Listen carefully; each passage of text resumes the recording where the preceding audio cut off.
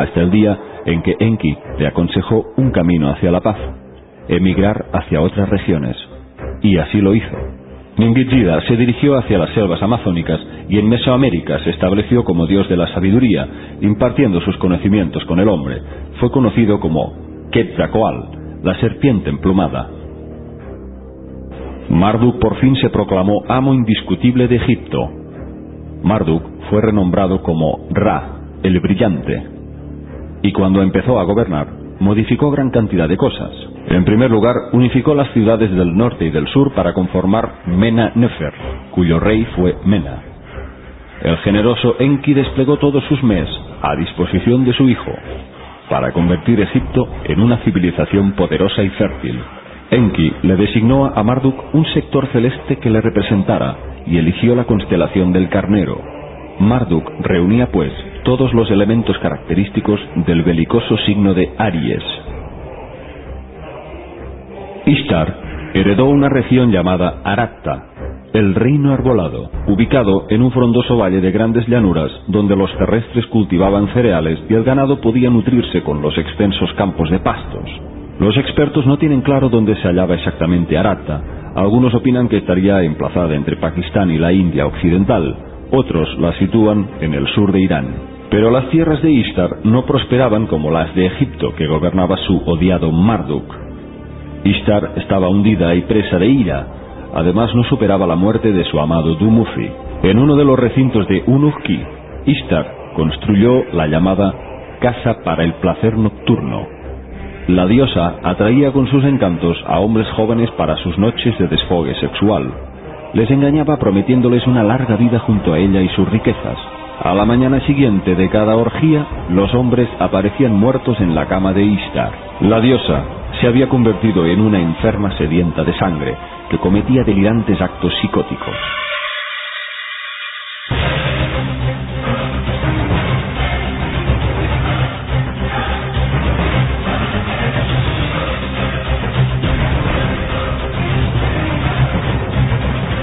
Mientras, en Egipto, Marduk se autoproclamaba el mayor de los dioses, aquel que no tiene igual, el gran solitario y único. Así se situaba a sí mismo Marduk como Ra, por encima de todos los demás dioses. Aquellas alabanzas en las que desafiaba al resto de dioses llegaron a oídos de los líderes, que las acogieron con alarma e indignación. Enki se asustó por la provocación que sus palabras causaba en los grandes Anunnaki.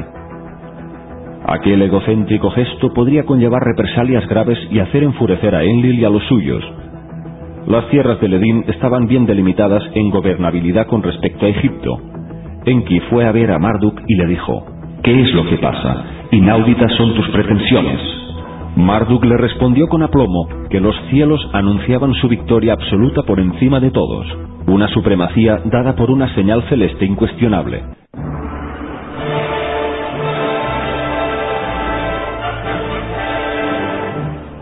La era de Tauro, el signo de Enlil, se agotaba y pronto se instauraba la era de Aries.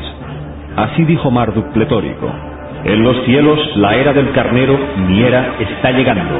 Los augurios son inequívocos».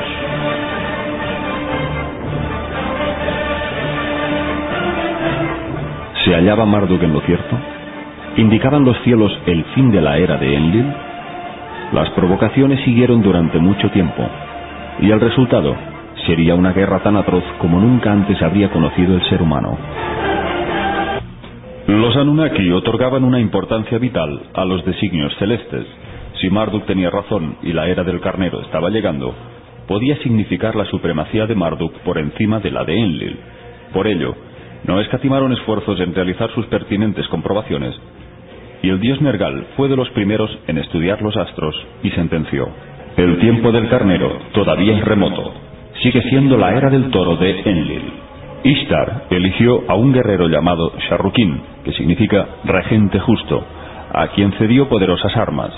Los ejércitos de este nuevo rey se posicionaron en las fronteras de Tilmun para crear una barrera defensiva frente a cualquier ataque del enemigo. Sintiéndose amenazado, Marduk observó la osadía de Sharrukin al invadir la región de su torre de Babel.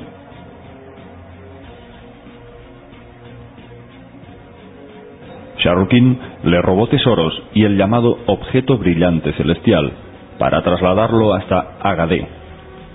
Marduk se sintió ultrajado y decidió desafiar a los enlilitas en una lucha sin cuartel. Entró en mitad del Edín, profanando el suelo sagrado de Enlil y los suyos. Cuando Ishtar supo de la presencia de Marduk en la primera región, desplegó sus naves y armamento para aniquilar un buen número de ejércitos de Marduk. Fue una matanza despiadada.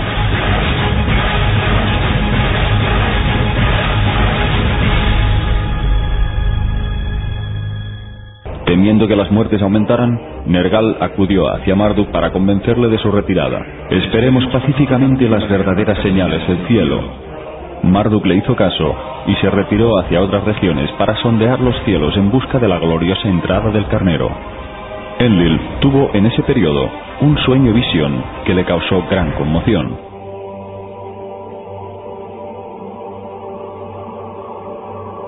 Fue durante la noche, cuando una figura resplandeciente se le apareció. Lo reconoció de inmediato.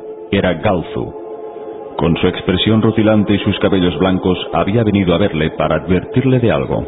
En sus manos sujetaba una tabla de lapislázuli, en donde estaba grabado un mapa con las 12 constelaciones zodiacales. Galzu señaló 3 veces en la del carnero, diciéndole así: el carnero de Marduk sustituirá al toro de Enlil en 3 porciones celestiales. El que asimismo se ha declarado Dios Supremo se apoderará de la supremacía de la tierra.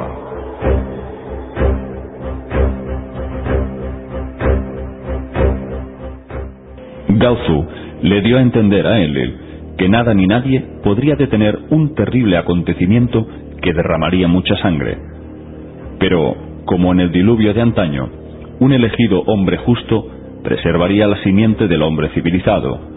A Enlil le llegaron noticias de enfrentamientos diversos. Marduk y su hijo Nabu alistaban más y más tropas de terrestres para preparar una ofensiva contra Tilmun. Enlil comprobó cómo el curso de los acontecimientos se inclinaba a favor de la profecía de Galzu. Aquello no había sido ningún sueño, sino una visión real. Aquel ser parecía no equivocarse nunca. ¿Era tal vez un mensajero divino del creador de todo? En aquellos días, Enlil se fijó en su sacerdote oracular, Tirju, y sus hijos. Creyó ver en ellos las cualidades en su linaje de las que Galzu le habló. En la ciudad de Urim, el rey Ur-Nammu tuvo una aparatosa caída de un carro y murió. Su hijo Shulgi, un despiadado guerrero sediento de sangre y conquista, le sustituyó como rey. Y no contento por su dominio de Urim, centró su ambición en Nippur, el centro de control de la misión. Después de proclamarse sumo sacerdote de Nippur, dirigió sus tropas hacia Tilmun y lo conquistó. Rey de las 4 regiones se declaró a sí mismo. Llegados a este punto, Enki le dijo a su hermano Enlil: los soberanos de tu región han sobrepasado todos los límites. Así le advirtió para decirle que ya habían perdido el control de la situación. Sin embargo, Enlil, rabioso, le respondió: Marduk es la fuente de todos los problemas. Marduk seguía siendo su mayor preocupación, pero no podía acabar con él de forma directa. Al fin y al cabo era el hijo de Enki. La relación de Enki y Enlil fue realmente extraña e inusual. Jamás intentaron quitarse del camino uno con otro, y mucho menos recurrir al asesinato. Esta era una relación amor-odio en toda regla. Siempre se hallaban entre 2 líneas de fuego cruzado, y sin embargo, siempre se reunían para dialogar sin perder sus códigos de conducta y su hospitalidad.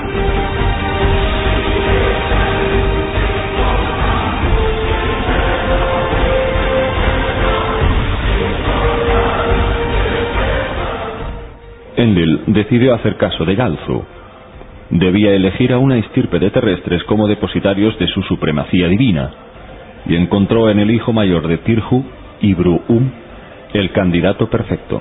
Ibru-um era de ascendencia principesca y valiente, y estaba familiarizado con los secretos sacerdotales.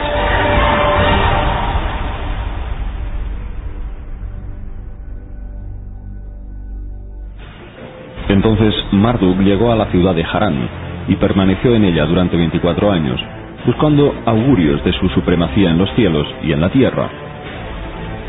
Desde Harán, Marduk hizo un llamamiento a todos los dioses. Yo soy el divino Marduk, un gran dios.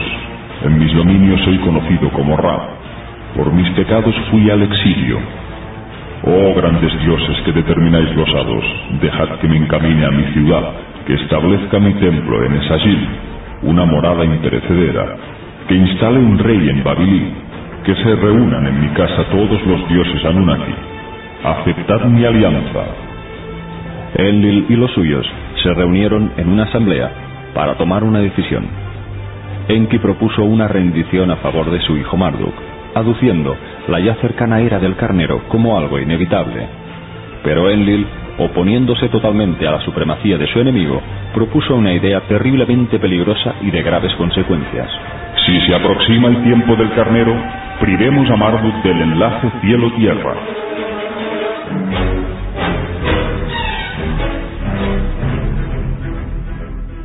Efectivamente, fue Enlil quien tuvo la nefasta idea de aplicar una solución final que desbaratara los planes de su oponente. Si destruían Tilmun, Marduk no podría hacerse con toda su tecnología, armamento e incalculables tecnologías que le darían un poder ilimitado. Todos los dioses, menos Enki, apoyaron la idea. Y fue Ninurta quien propuso utilizar las armas de terror, lo que sin duda implicaba bombas de gran calibre destructivo. Enlil y el resto eligieron a Ninurta y a Nergal para lanzarlas. Enki estaba profundamente decepcionado. Su propio hijo Nergal se aliaba contra su propio hermano Marduk. Lo que estaba destinado a ser fracasará por vuestra decisión de deshacer, dijo Enki enfadado antes de retirarse. Enki pensó que no lograrían llevar a cabo sus planes, puesto que solo él sabía dónde había escondido las armas que albergaba la nave de Alalu cuando llegó a la Tierra. Yacían escondidas en una cueva, y solo el piloto Abgal sabía dónde estaban. Pero para desgracia de Enki, supo luego que Abgal había revelado su ubicación a Enlil. Ahora ya solo le quedaba una esperanza a Enki: que después de tan larga estancia el terror de las armas se haya evaporado. Pensaba que quizás, después de tantos miles de años, la energía destructiva nuclear de las bombas hubiese perdido su efectividad. Pero Enki se enteró de que Enlil sabía cómo volver a despertar a las armas de su profundo sueño. Una vez localizada la montaña bajo la cual se alojaban las armas, Enlil reveló a su hijo Ninurta la visión sueño de Galzu y le advirtió que antes de hacerlas explosionar, se debían asegurar de no causar daños en las ciudades. Su intención era destruir Tilmun, pero sin que se cobraran vidas humanas. Enlil advirtió así a Ninurta: Nergal es irreflexivo. Asegúrate de que las ciudades son perdonadas. Hay que advertir a Ibrum. Ninurta subió a su nave y partió velozmente hacia las montañas, pero Nergal se le avanzó y fue el primero en apoderarse de las armas. Ninurta se encontró con Nergal, quien ya había activado las armas para ser operativas.